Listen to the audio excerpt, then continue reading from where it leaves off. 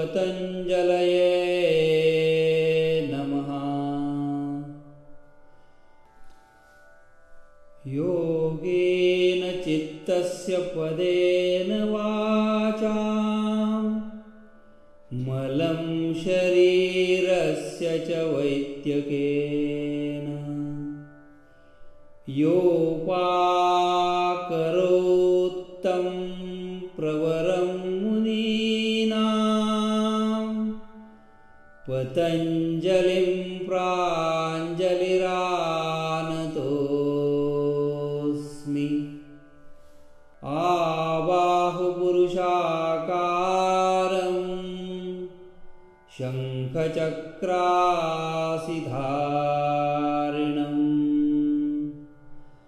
सहस्रशिरसं श्वेतं प्रणमामि पतञ्जलिं। प्रणमामि पतञ्जलिं। प्रणमामि पतञ्जलिम्।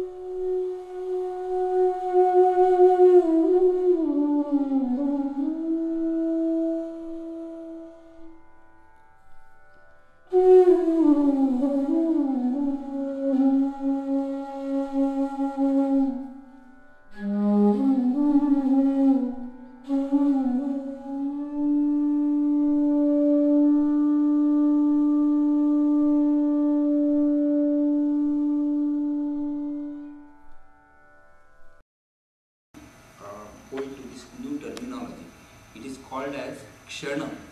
Kshana is one word which will come later on, and we need that, and that's why I said in the 4th chapter we will repeat this again, this parinam concept, and there is another concept called krama. But kshana means an instance, K-S-H-A-N-A, you want to spell it that way, but kshana means is an instance. These things you have to understand, that a concept of time in the philosophy comes only because there is a thought. If there is no thought, there is no concept of time. So this can be very easily understood by anybody, that when there is only one thought, the concept of time will be lost. When that thought is there and it is changing, that is the vritti in the chittam. That means whenever the chittam is having any vritti, there is automatically a concept of time there. And that smallest unit of that time is called kshana.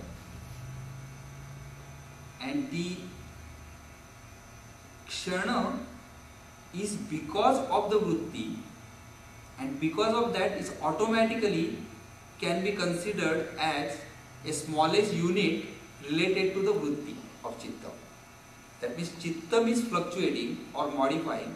That modification can be looked at in different ways. If you look at that chittam modification from time point of view, that is the kshana, that time unit. Therefore, in each different kshana, there is a different vritti. That's how you have to understand it now. So, if you are looking at the chittam not from the object point of view now. If you look at from object point of view, samadhi parinam. Many objects to one object. That is samadhi parinam.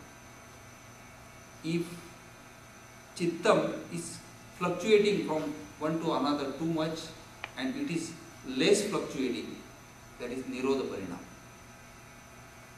The third one is called Ekagrata Parinam, means you are looking at it from the time point of view. So what happens is that in each time frame